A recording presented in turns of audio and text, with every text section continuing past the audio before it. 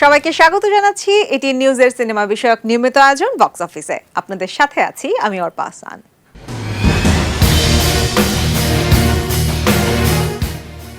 আগামী ২৭ অক্টোবর মুক্তি পাবে চিত্রনায়ক আদর আজাদ ও চিত্রনায়িকা সাইমা স্মৃতির রোমান্টিক সিনেমা যন্ত্রণা।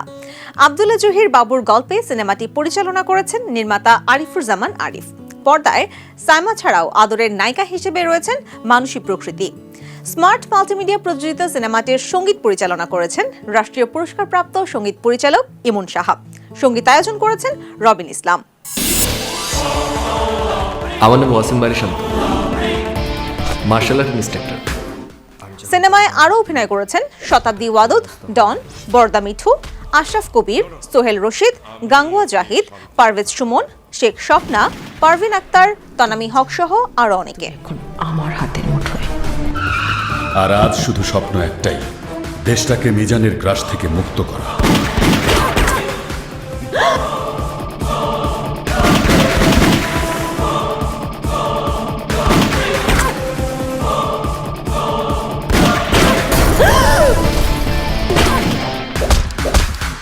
তোর মুখের হাসি মুছে দেব আমি, তোর সাথীদেরকে আমার হাত থেকে বাঁচতে পারবে না।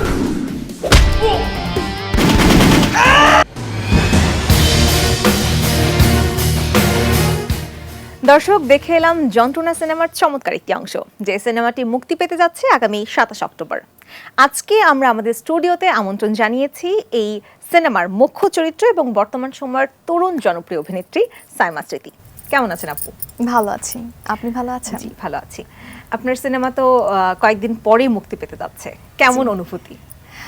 এই আবেগ আর অনুভূতির কথা আসলে বলা যাবে না। প্রত্যেকটা দিন ঘুম থেকে উঠি আর যখন রাতে ঘুমোতে যাই তখন মনে হয় যে আসলে দর্শকের রেসপন্স কেমন হবে। এত বেশি এক্সাইটমেন্ট, এত বেশি টেনশন কাজ করছে, আসলে সেগুলো কোনো ভাষা বা বাক্যে বর্ণনা করা যাবে না। আচ্ছা, স্বাভাবিক, প্রথম সিনেমা মুক্তি পেতে যাচ্ছে। হ্যাঁ। এখনো কয়টা সিনেমাতে কাজ করছেন বা করেছেন? আমি এর আগে 3টা সিনেমা করেছি, সেগুলো এডিটের টেবিলে সম্পাদিত হচ্ছে। আর যখন সময় সুযোগ হবে তখন আবারও প্রকাশ করা হবে দ্বিতীয় সিনেমা, তৃতীয় সিনেমা, release চতুর্থ পাচ্ছে। সিনেমা, এই তো। আচ্ছা, এই সিনেমাটার গল্পটা আপনার মুখে অল্প একটু শুনতে চাই, মানে কি নিয়ে আসলে কাহিনীটা? এখনই বলে দিব? ছোট স্পয়লার না দিয়ে অল্প একটু বলবেন। এখনই বলে দিলে তো সব তো শেষ। না, সবটুকু বলার দরকার নেই, যতটুকু বলা যায়, মানে দর্শকের আগ্রহ যাতে আরো বাড়ে এরকম কিছু বলেন। দেখুন, ত্রিভুজ প্রেমের গল্প সবসময়ই অনেক বেশি আকর্ষণীয়। দর্শক একটা টান টান উত্তেজনার মধ্যে থাকে, সাসপেন্স থ্রিলার তো আছেই।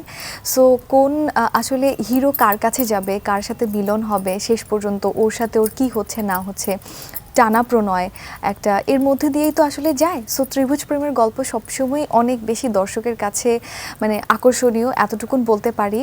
আর হ্যাঁ, গল্পটা দর্শক খুব এনজয় করবে, পরিবার পরিজন নিয়ে খুব উপভোগ করবে, এতটুকু বলতে পারি। খুব সুন্দর, সহজ সাবলীল একটা গল্প। চমৎকার, আমরাও সেটার জন্য অপেক্ষা করছি। আমরা অবশ্যই সিনেমাটি হলে গিয়ে দেখব। দর্শক, আজকে আমাদের স্টুডিওতে আরেকজন আমাদের সাথে উপস্থিত আছেন এই সিনেমার ডিরেক্টর আরিফুর জামান। কেমন আছেন ভাইয়া? আসসালামু আলাইকুম। আলহামদুলিল্লাহ ভালো আছি, আপনি কেমন আছেন? জি ভাইয়া, ভালো আছি। ভাইয়া, আপনার অনুভূতি কেমন? আপুর অনুভূতি তো মাত্র শুনলাম, ওনার প্রথম সিনেমা রিলিজ হচ্ছে। আপনার কি অনুভূতি বা আপনার এক্সপেকটেশন কেমন, যে দর্শকের আসলে দর্শক কতটুকু এই সিনেমাটাকে গ্রহণ করবে বা কতটুকু সাপোর্ট করবে বলে আপনার মনে হয়? আসলে বাঙালি সবাই আসলে আমরা চলচ্চিত্র প্রেমী। আমারও প্রথম চলচ্চিত্র, আমারও আবেগ আসলে কাজ করছে। তবে আমি আশাবাদী এবং আত্মবিশ্বাসী ছবিটি দর্শক উপভোগ করবেন এবং সবাই বিনোদিত হয়ে বের হবেন ইনশাআল্লাহ। আচ্ছা, এই সিনেমার জন্য আপনার কেন মনে হলো সাইমা স্মৃতি পারফেক্ট? চরিত্রটা আসলে যেরকম ছিল তাকে প্রথম দেখে আমার তাই মনে হয়েছে, ওনাকে দেখে যে চরিত্রটাতে যান উনি। তারপরে দেখলাম যে উনি অ্যাক্টিং পারফরমেন্স আসলে কতটুকু আমার এই ক্যারেক্টারের সাথে যায়। তো আমরা বেশ কয়েকদিন কাজ করার পর মনে হলো যে না, উনি আসলে পারফেক্ট এবং ভালো করবেন। তো আমি যা আশা করেছি শুটিং এ তাই করেছে এবং দর্শক খুবই ভালোভাবে এই চরিত্রকে উপভোগ করবে। পাশাপাশি আদর আজাদ, মানসী প্রকৃতি, শতাব্দী দা, ডন ভাই সবাই খুব ভালো করেছে, খুবই ভালো করেছে। ভাইয়া আপনি কোন ধরনের সিনেমাগুলো মানে বেশি পছন্দ করবেন ভবিষ্যতে বানানোর জন্য, গল্প নির্ভর নাকি অ্যাকশন থ্রিলার বা বাণিজ্যিক ঘরানার ছবিগুলো? এটা তো আসলে ক্রিয়েশনের জায়গা। মাথায় কোনটা আসে, কোনটা কাজ করে, কোন দিকে যাবে, এটা আসলে কেউ আমরা জানি না। আমার থিংকিং পাওয়ার আমাকে কোন দিকে নিয়ে যাবে, সেটার উপর ডিপেন্ড করবে। আচ্ছা, সাইমা স্মৃতি আপু যেহেতু আপনার প্রথম সিনেমাতে কাজ করেছে এবং আপুরও প্রথম সিনেমা যেটা রিলিজ হচ্ছে, আপনার কি ওনাকে নিয়ে কোনো ভবিষ্যৎ পরিকল্পনা আছে কিনা, বা আপনার কি স্যাটিসফ্যাকশন লেভেলটা উনি পূর্ণ করতে পেরেছে কিনা পুরোপুরিভাবে? হ্যাঁ, আমি আশাবাদী উনি খুবই ভালো করবেন, এবং আমার সাথে কাজ হবে কিনা আমি জানি না। আমার গল্পে যদি সে ধরনের ক্যারেক্টার আসে, আমার মনে হয় ওনার সাথে আমি আরো কাজ করব। এবং আমার সাথে যদি কাজ নাও হয়, অন্য পরিচালকদের সাথেও কাজ করেন, আমি আশাবাদী উনি খুবই ভালো করবেন। আমরাও সেই আশা করছি। ভাই আপনাকে অসংখ্য অসংখ্য ধন্যবাদ আজকে আমাদের স্টুডিওতে আমাদের সাথে যোগ দেওয়ার জন্য। ভালো থাকবেন এবং আপনার সিনেমার জন্য অনেক অনেক শুভকামনা। এটিএন নিউজকে এবং আপনাকে সবাইকে অনেক ধন্যবাদ, এবং দর্শকদের কাছে আমি আসলে এই সুযোগে বলবো যে আমাদের যন্ত্রণা সিনেমাটি দেখবেন। খুবই ভালো একটি সিনেমা, আশা করি সবার ভালো লাগবে। ধন্যবাদ সবাইকে। আপু আবার আপনার কাছে ফিরে এলাম, আপনার গল্পটা একদম শুরু থেকে জানতে চাই। আপনি তো র্যাম্প মডেলিং দিয়ে শুরু করেছিলেন আপনার ক্যারিয়ার, সেখান থেকে সিনেমা, এই জার্নিটা আসলে কেমন ছিল? যখন আমি ছবি জঙ্গনে পা রাখি তখন আমি একজন ছোট র্যাম্প মডেল ছিলাম। তো র্যাম্প মডেলে আসলে কিভাবে হাঁটতে হয়, কী ধরনের ড্রেস ক্যারি করতে হয়, কিভাবে চুল বাঁধতে হয়, আমি আসলে কিছুই জানতাম না। এমনও হয়েছে আমি যখন র্যাম্পে হাঁটছি আমি কিউ ভুলে গেছি। আমি সবাইকে জিজ্ঞেস করছি আসলে এটা কি কিউ করব, আমি কিভাবে হাঁটবো না হাঁটবো, কার পিছন থেকে হাঁটাটা শুরু করব, কোথায় গিয়ে থামবো। সো অনেক ধরনের প্রশ্ন। সো হ্যাঁ, সব কিছু ঠিক ছিল। আস্তে আস্তে করে যখন পড়াশোনার পাশাপাশি বিজ্ঞাপন, র্যাম্প মডেল থেকে একজন চিত্রনায়িকা হয়ে ওঠার গল্প, আমি জানি যে জার্নিটা সহজ ছিল না, কিন্তু হ্যাঁ, পারিবারিক সাপোর্ট, আমার মনের ইচ্ছা, অনুপ্রেরণা আমাকে অনেক দূর নিয়ে এসেছে। আজকে এখান পর্যন্ত অবধি আসতে গেলেও কিন্তু একটা অনুপ্রেরণার দরকার। সো আমার মনে হয় যে আমার অনুপ্রেরণা এবং আমার মানসিক যে শক্তি, সেটাই মনে হয় মেইন শক্তি হিসেবে, সঞ্চালক হিসেবে কাজ করেছে। এতদূর অবধি বলতে পারি। অসংখ্য ধন্যবাদ আপু। আমরা একটা বিরতিতে চলে যাব, ফিরে এসে আপনার ব্যক্তিগত জীবনের নানা গল্প আমরা শুনবো এবং কিছু কথা বের করার চেষ্টা করব যেগুলো এখনো পর্যন্ত কোনো গণমাধ্যম জানে না। দর্শক, নিয়ে নিচ্ছি ছোট্ট একটি বিরতি, ফিরে এসে আরো আমরা যেটা বললাম আর কি, আপুর ব্যক্তিগত জীবনের, সাইমা স্মৃতি আপুর ব্যক্তিগত জীবনের নানান দিকগুলো নিয়ে জানবো, সাথে থাকবে। এরপর আবার ফিরে এলাম আমাদের নিয়মিত আয়োজন বক্স অফিসে, কথা বলছিলাম সাইমা স্মৃতির সঙ্গে। আপু, ব্যক্তিগত জীবনে সিনেমার পাশাপাশি আপনি কি কি করছেন একেবারে ব্যক্তিগত জীবনে? সিনেমার পাশাপাশি বলতে গেলে পড়াশোনার শেষ অংশে একদম। তো পড়াশোনার জন্য থিসিস ফাইল রেডি করছি, ছোটোখাটো যদি অ্যাসাইনমেন্ট থাকে সেগুলো ফোনে কিংবা রাতে যখন সময় পাই তখন করে থাকি। আর পড়াশোনার পাশাপাশি বই পড়া হয়। আর এখন তো যন্ত্রণা সিনেমার আসলে এত প্রস্তুতি চলছে, কিছুই করার সময় নেই, ডানে কিংবা বামে একদমই তাকানোর সময় পাচ্ছি না, কোনো কিছু করা তো অনেক দূরের বিষয়। হ্যাঁ, মডেলিং দিয়ে যেহেতু শুরু করেছেন, তারপর এখন আপনি টিভিতেও কাজ করেছেন আমি শুনেছি, এরপর এখন সিনেমা, কোন কাজটা আপনার কাছে মনে হয় আপনি বেশি এনজয় করেছেন? চলচ্চিত্র। আচ্ছা, এখন চলচ্চিত্র যেহেতু এনজয় করেছেন, আপনার তাহলে ভবিষ্যৎ পরিকল্পনা এই চলচ্চিত্র নিয়ে? হ্যাঁ, কিরকম আমি পরিকল্পনা? যারা আমরা ছবি জঙ্গনে কাজ করি, যারা অভিনয় করি, তারা সবসময়ই ভালোবাসি যে নিজেকে বড় পর্দায় দেখব। বড় পর্দায় দেখা আসলে আমি আমার নিজেকে বড় পর্দায় অভিষেক হওয়া, সেটা প্রথম কিংবা শেষবার যাই হোক না কেন, এটা একটা স্বপ্নের মতন। তো আমার কাছে মনে হয় যে প্রতিবার নিজেকে বড় পর্দায় দেখা একটা স্বপ্ন। সো আমি চাই যে প্রত্যেকবার যাতে আমার এই স্বপ্নটা পূরণ হোক, ঘুম থেকে উঠে যাতে দেখি যে না, আমার স্বপ্ন পূরণ হচ্ছে। এই তো। চমৎকার। কোথায় পড়াশোনা করছেন?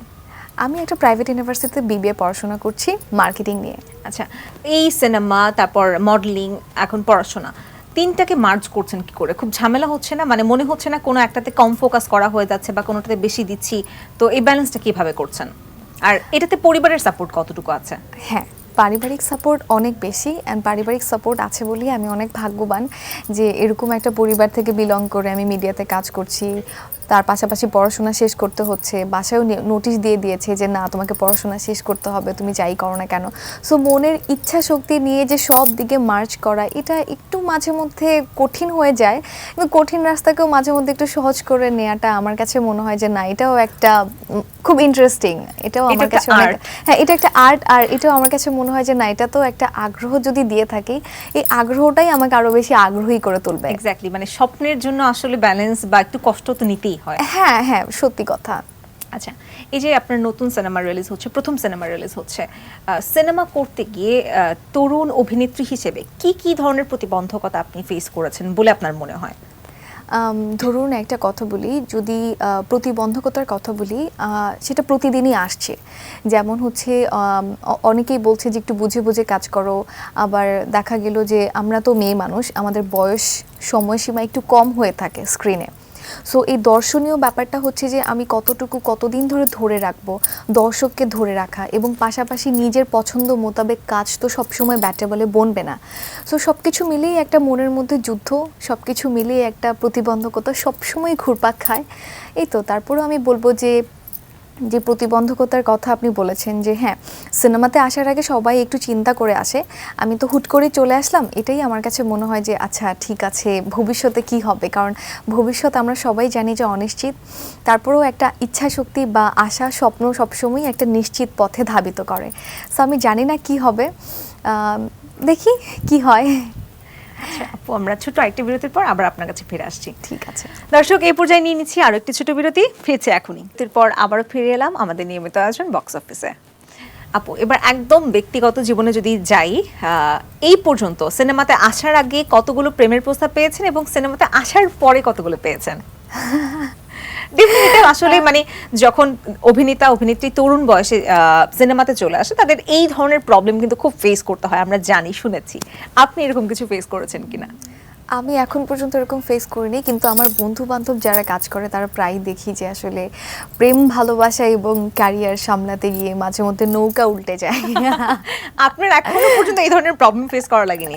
প্রবলেম হচ্ছে যে এখন পর্যন্ত আমি দেখি যদি কোনো ভালোবাসার মানুষ পেয়ে থাকি, তাকে বুঝিয়ে শুনিয়ে বলবো যে দেখো শোনো, আমি ক্যামেরার সামনে কাজ করি, তোমার তো এটা বুঝতে হবে, এটা আমার একটা ভালোবাসা, তুমিও একটা ভালোবাসা। সো দুই ভালোবাসা নিয়ে যদি একটু থাকতে পারো তাহলে তো ভালোই হয়। তাহলে থাকো, তাহলে থাকো, না হলে তো কিছু তো করার নেই। এই ঝগড়াঝাটি তিক্ততা বাড়িয়ে দরকার নেই, প্রথম থেকেই আমি তোমাকে বলে দিই বাই। চমৎকার। তাহলে আপনি মানে পড়াশোনা, মডেলিং, সিনেমা প্লাস প্রেম এইভাবে করে মার্চ করবেন ভবিষ্যতে বলা যায়। আর বাকিটা বলতে পারছি না, আমার মা দেখছে ক্যামেরায়, যদি এটা দেখে থাকে আমাকে জিজ্ঞেস করবে ছেলে কি করে না করে। মারা এত পেইন দেয় এইসব ব্যাপারে, কিছুদিন পরেই বলবে যে আচ্ছা ঠিক আছে প্রস্তাব পাঠাবো নাকি। এখন তো যুগ চেঞ্জ হয়ে গেছে না, তো এখন হচ্ছে মেয়ের মারাই চিন্তা করে আচ্ছা ঠিক আছে মেয়ে যাকে ভালোবাসে তাকেই দিব। এক্স্যাক্টলি। অথচ আমরা ছোটবেলায় কিন্তু অন্যরকম শুনেছিলাম যে আমার মারা মানে তাদের সময় প্রেম করতে পারতো না বা লুকিয়ে লুকিয়ে ফোনে কথা বলতো। এখন আমার মনে হয় বর্তমান সময়ে বাবা মা অনেক লিবারাল মাইন্ডেড হয়ে গেছে। আপনার কি মনে হয়? হ্যাঁ, আমি এটাই বলবো যে আমার ফ্যামিলি খুব স্বাধীন চেতা, এবং কি তারা যথেষ্ট সাপোর্ট করে। এখন পর্যন্ত তো সেরকম কারোর কথা বলার মতন সুযোগ পাইনি, যদি পাই আগে তো মানুষটা খুঁজে পেতে হবে, আগে পাই তারপর হচ্ছে যে ব্যালেন্স করি তারপরে। সো আপাতত অভিনয় নিয়েই থাকি, অভিনয় তো একটা ভালোবাসা, একে আগে ভালোবাসি, তারপরে যদি এই ভালোবাসা দেয় তাহলে তো কথাই নেই। আমরা আপনার জন্য সেই দোয়াই করব। আচ্ছা আচ্ছা আপু, আপনার সিনেমা নিয়ে সুদূরপ্রসারী পরিকল্পনা তো আছেই, পাশাপাশি কি আপনি মডেলিং এ ফোকাস করবেন কিনা বা টিভিতে আরো ভবিষ্যতে কাজ করবেন কিনা, এই নিয়ে আপনার কি পরিকল্পনা? জি অবশ্যই, মানে আমরা সিনেমা করার পাশাপাশি অবশ্যই অনেকে বিজ্ঞাপনে কাজ করে থাকি, কারণ হচ্ছে যে বিজ্ঞাপনটা হয় কি 25 সেকেন্ড 30 সেকেন্ডের একটা সময়, তো ওই 25 সেকেন্ড 30 সেকেন্ড সময়ের মধ্যে দেখা গেল যে কোনো একটা ব্র্যান্ড প্রমোট করা, ওই ব্র্যান্ডের সাথে নিজেকে সংযুক্ত হওয়া, এটাও একটা দর্শক পর্যন্ত পৌঁছানোর আমার মনে হয় যে খুব সুন্দর একটা মাধ্যম। সো আমার মনে হয় যে এই সুযোগটা সবাই লুফে নিতে চায়, তার মধ্যে আমি অন্যতম। আচ্ছা, আপনি এই সিনেমাতে কাজ করেছেন, যন্ত্রণা সিনেমা, এবং পাশাপাশি আপনি আরো 3টা সিনেমার কাজ শেষ করেছেন।